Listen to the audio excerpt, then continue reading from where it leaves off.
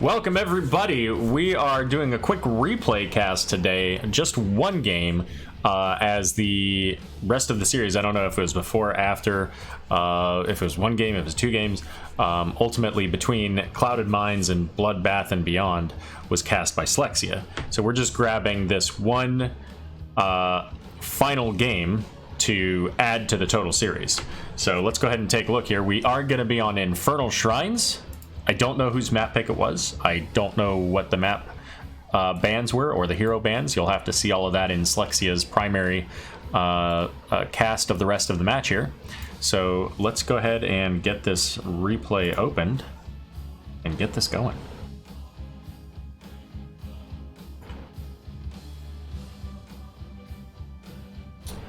Let's see. There we go.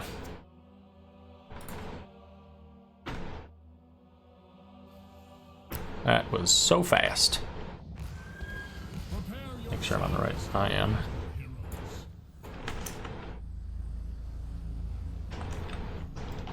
There we go. All right, so coming at you from the blue team, Clouded Minds, we've got Tiger on Imperius, Venus on Phoenix, Swing on Jaina, Star Knight on Stukov, and Zednam on Blaze. That's going to be for Clouded Knights, Clouded Minds. For Bloodbath and Beyond, we've got Rackham on Johanna, Diet Llama on Orphea, Megan 420 on Lily, The Dude Man on Artanis, and True Saint on Raynor. For Bloodbath and Beyond, arguably one of the best names in NGS Season 7. So we do see both teams here coming right into the middle with all five getting a little brawl time in, working on maybe some stacks for Jaina, I guess, is really the only one looking for stacks at this point. And we're going to see Artanis and Imperius going up in this top lane. Dude Man and Tiger looking to spread it out, see what kind of XP they can gain for their teams.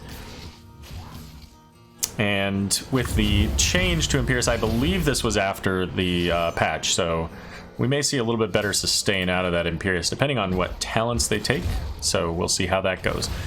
Speaking of those talents, we do see a change to the Orphea. So normally going with that ancestral something strength or something like that at level 1, instead going into that Q build with the On Point. And way back when Orphea was first announced at BlizzCon, I remember taking that build. It was a lot of fun to play, but obviously I haven't seen it much since BlizzCon.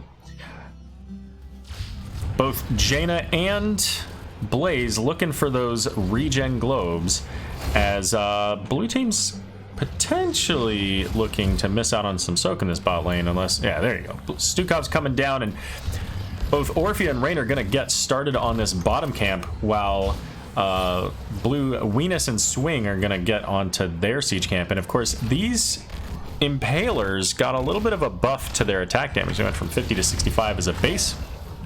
And we do have a bit of an invade here, 3 versus 2, as Orphea will be the first blood of the game. Let's check up here with these top laners. Tiger trying to safe soak the rest of the lane here, as he just doesn't have any health. I'm assuming his well is going to be down a bit, and here comes Blaze to soak this lane so that Imperius can head back. Our first Punisher coming up in about 10 seconds is going to be a Frozen Punisher, and with that, True Saint's going to go ahead and come up here, get started on this second Impaler camp. We've got Artanis with the Amateur opponent getting on the Shaman camp. Swing and Tiger coming over here and saying, let's get this Shaman camp on our side as well. They were calling pings for it earlier. And we do have that shrine getting active. And Megan's going to go ahead and head back, fill up that Lily mana bar. Artanis going a little bit slower, but ultimately maybe that favors them, depending on if either team chooses to clear out that Shaman camp. And Jaina's going to go ahead and head down. So Artanis looks like he's going to go ahead and maybe stay up here, clear out the Shaman camp, and then come down. I feel like the wave clear for the point is pretty well in favor of Clouded Mind, so we'll see how this goes as it's a 5v4 going into this. Blaze charges in. Johanna pops Iron Skin to try to stay in the middle of this and not go down. The Condemn coming out pulls Venus back in, but while he has no shield, he's definitely got plenty of health, and they will manage to get that kill in onto the Johanna. And Imperious Tiger coming in onto Diet Llama, but she's gonna pop that Q and make her way back as 31 skeletal defenders going over already to the blue team, and Venus coming up to try to slow down this push that Dude Man has got up in the top lane, clearing out that wall, has a full shaman to go with it, and Venus in a little bit of trouble, but he does manage to get that warp away. Pops the healing well and starts regenerating that shield to stay in the fight against Artanis. In the bot lane here, we do have the Punisher coming in. It is a frozen Punisher, as I mentioned earlier, so it will shut down some structures. They want to keep that up in front, but it's gonna be a bad day for Raynor as he gets obliterated by that Punisher. And up in the top lane, we do see Venus and Tiger manages to finish off the Artanis as well. Rackham and Megan get caught by the Punisher this time, but they'll both make it away, not like the unfortunate circumstance that slew Raynor a few moments ago. And they're going to get this full wall. The Punisher is almost dead. One more jump out there, and one more pause button on the fort, as Jaina calling for assistance over here on the Impaler camp.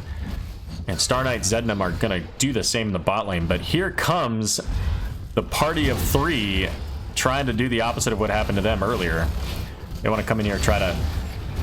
I guess they didn't lose the camp. They got the camp last time. But this time it's now a 4v3 with Orphea coming in from above. Such low health bars, but the Stukov Silence helping to make sure that they secure the camp. And it's going to be Phoenix finishing off the Raynor and locking down that Johanna. Jaina finishes off the tank. 6-0 right now coming out of Clouded Minds. Looking really strong at the beginning of this game. We'll see how level 10s impact everybody, as those are coming right online here for Clouded Minds. Artanis is gonna get some damage on him. A little bit of silence activity there. They're not quite able to catch him, so he will make it out. And okay, so Phoenix thought that maybe he could get in there, finish off the Artanis kill, and was unable to do that. So you got a free trip to the graveyard, fill up his mana bar. There's the power, the jet propulsion in with the combustion. Ring of Frost doesn't manage to land, but we do have the Wrath of Angiras pulling Artanis back. He's very low on health. The Blaze Stun helps to secure that kill, so they do manage to get one kill. They did use a fair number of ults there, but let's take a look at those ults. We saw the Wrath of Angiras, and they're looking to shark in here with this one kill advantage here. And Orpheus spots them coming in. Jet Propulsion manages to stun Lily, but Johanna gets the Iron Skin out, and so with a 4v3 here, they'll go ahead and get this camp for basically free. But anyway, so we see the Planet Cracker, the Ring of Frost, Massive Shove, and Combustion. So looking for a little bit of potential counter synergy, but hopefully not too much of it. And we do have on the side of Bloodbath and Beyond, we've got the 1,000 Cups, we've got Blessed Shield, I always forget the name of this one, Purifier Beam, the Eternal Feast, and Raynor's Raider. So the Eternal Feast doesn't have a whole lot of lockdown to go with it, so I assume that's not going to last very long, but it is a very short cooldown, so they could just use it even for zoning potential in some of these fights. Other than that, you're looking for Johanna really to use a Blessed Shield and a Condemn to keep them locked down. Maybe, did she take Subdue? She did not, so that won't keep them in there any longer either. So we'll see how it turns out. Getting some slows, maybe a Raynor knock back into it. But on the other side, we see, again, that Root Planet Cracker is probably the way they're looking, because they've got the Wrath of Angiras to pull them out, and the Combustion, or I'm sorry, the Massive Shove. So a little bit of potential for counter synergy. We'll see how that turns out.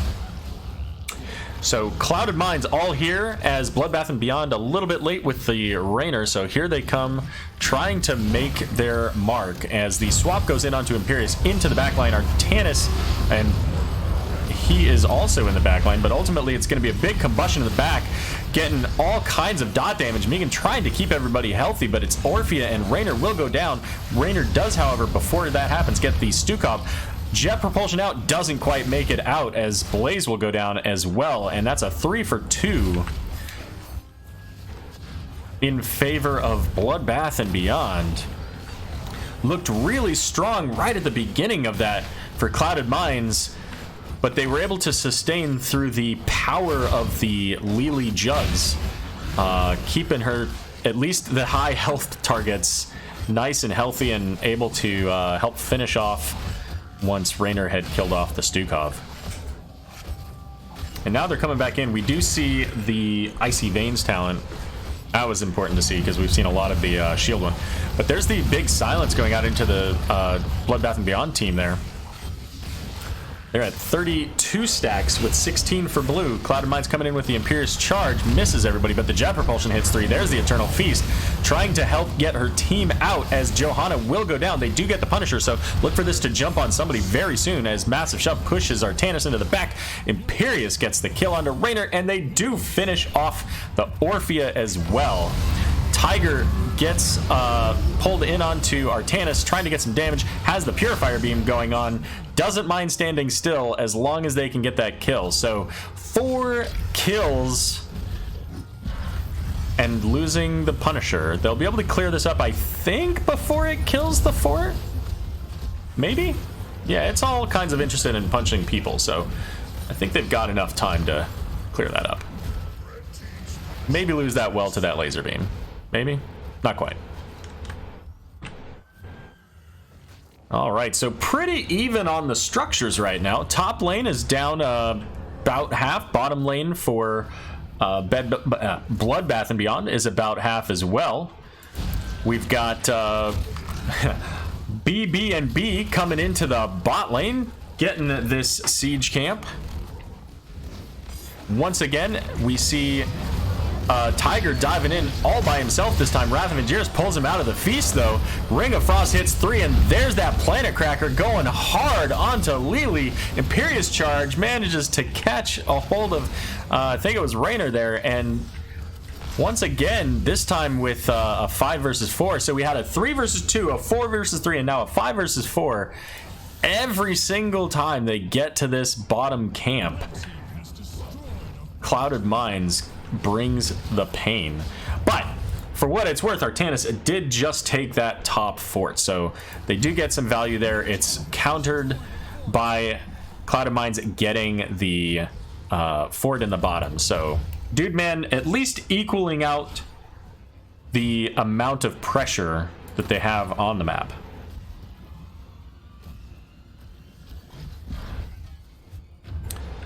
And now, level 16's online for Clouded Minds, so a full talent tier ahead. And while the structures remain similar, that talent tier is going to be of consequence going forward. It gives them all of the advantage. 16 is a very large bonus for many heroes. We do see here the root coming out of Jaina. We're missing a few other talents, as now they're starting to pick them up.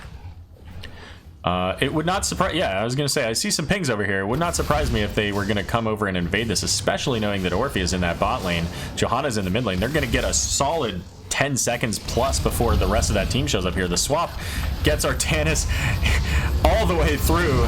There goes the Eternal Feast, trying to use it as a zoning tool there, but the Wrath of Angiris pulls the Raynor in, and down goes Raynor. But Blaze is going to get caught and killed out as well.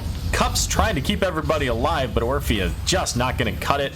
Dude Man as well, and once again a 4 kills for 1, and only Megan lives. Lily with that fleet of foot, I think is her trait or something like that, gets that additional speed bonus whenever she takes damage, as well as the increased mana regeneration. And unfortunately, Lily not respecting the fact that there's a whole lot of pressure up here and a blue team right beneath her getting that camp, and ultimately is going to have that staggered death. And And with a double Shaman Camp pushing up in the top lane here, they're going to go ahead and do what they can with all four. Clouded Minds looking to get, at the very minimum, this wall, possibly get both of the turrets as well. And they just get the one. This is a 4v4, even though they have that level 16 advantage in the double Shaman. They don't want to risk it. They want to have Blaze on this point, start getting these defenders, because this Mortar Punisher is going to go straight into the bottom keep. And if they get an advantage from another team fight, then that could ultimately lead to game. So Dude Man does not know that Tiger's here until he walks right into him. And now we've got full team 5v5, but 30 skeletal defenders right out of the gate. Looking with their level 16s, let's pop those up for you here. The swap goes out. Blessed Shield, I believe, as well. Yes, it did. Ring of Frost onto the Lily. It looks like she's going to get the Planet Cracker again. And down in the below, we've got Blaze charging in. Swap coming out. The combustion hits 2 for, I think, full channel. But ultimately, it looks like Zednam is in a lot of trouble there. Dude Man is just trying to get anybody he can, but he's silenced. The Imperious Charge, I think, was trying to get him, but ultimately got the Johanna. There goes the Iron Skin, trying to keep her alive, as she has no health once that shield erupts. And Star Knight able to push Orphea back. The only one left, as this Mortar Punisher was caught by the blue team, or picked up by the blue team, rather. And will begin working on this keep. Now, they do have a catapult in with this as well. So, I believe this is going to be a keep. So rare that you see a Punisher just by itself. And Lily coming in here to help keep Orphea alive. So ultimately, pulling this back to the core, which cannot take any damage right now, gives them a lot of clear time. So that catapult and its new friend will get some damage onto it, and very likely it will fall. So the first keep of the game going over in favor of Clouded Minds. Now, we do see, once again, this bottom siege camp is up, so we'll see. Last time it was 5v4. They can't very well have a 5v6. The Punisher's already gone. That could have happened. And it looks like Clouded Mind saying, yeah, we know you're not here. You're not coming here. This has been a bad zone for you all game. So Bloodbath and Beyond has got to make something work. If they get a good team fight here, it is 20 versus 17, so they've got to be a little bit patient at least. But the top lane is very pushed up in the wrong direction. And here we go, 5v4 odd team fight right now. Clouded Minds looking to get the value here. They may be able to get to this Artanis. It looks like he's not quite slowed, but the Stukov, look for that massive shove. Doesn't actually need it. The full combustion channel will get massive amounts of damage onto Artanis, and that will be one extra kill. So they can't soak in the top lane. They can basically kind of safely soak in the bot lane. Right now it looks a very difficult road to 20 for Bloodbath and Beyond. And Clouded Minds is content to continue working on other areas of the map. Keep pushing in these structures and leaving that top lane. They have no reason to push that back to make it easier for Bloodbath and Beyond to get soak. And so what they're going to do, they're going to get this Shaman Camp, take this off the board so they can't get that easily. And that'll at least slow things down a little bit so that Bloodbath and Beyond may be able to get some minions coming back closer to them where they have a structure to be able to defend.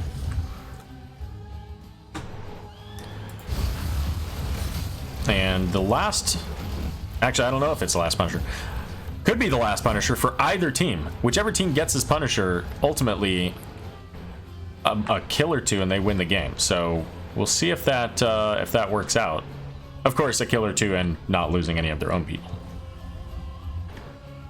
And Bloodbath and Beyond doing exactly what I mentioned earlier. They're trying to soak what they can safely and stay away from the Clouded Minds team with their level 20s. Like, let's take a look at those again. What's that? And that's the... Yeah. So Bush ganking it up right here. Clouded Minds looking for somebody to take the wrong unsafe play, but ultimately they see Johanna down in the bot lane. They know this is an uneven fight. The jet propulsion in, big combustion. Orphea is going to go down, as well as Lily and Raynor. And Artanis as well. And look at those health bars. They took absolutely no damage in that fight. And they did it right before level 20. And at this point, they could probably just walk to the core and win the game, I think, if they actually just skip past this keep. But they're going to go ahead and play it safe. They want to clear this keep up. And now they're going to make their way to the core. And with Jaina, with that Icy Veins, with Phoenix, jet propulsion in onto the unstoppable now, Johanna, trying to do anything she can to slow down this assault onto the core, but it is just not going to be enough. And it looks like game number, whatever this is, 1, 2, or 3, does go over to Clouded Minds. Let's take a look at these stats.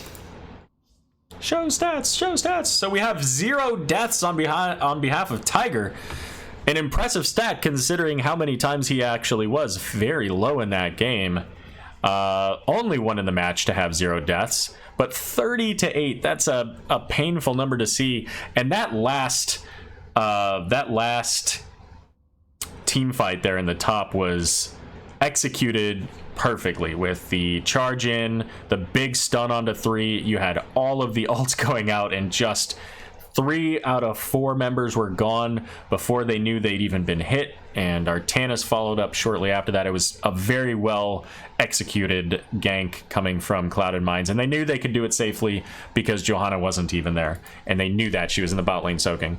Taking a look at these talents, level 20 came online just at the end, but of course not enough time for them to pick them up. So we did, of course, see the level 20s coming up for Clouded Minds. I think I said level 20s available for Clouded Minds. Level 20s for Bloodbath and Beyond came up right at the end. And that is it, ladies and gentlemen. So that game going over to Clouded Minds, and a pretty significant heavy statement on that game. I'm kind of interested to see how the rest of the series went, if Bloodbath and Beyond had a chance to have their redemption, or if they fell 2-0. But you'll have to catch Slexia's cast for that. Have a great day, and we'll see you in the Nexus.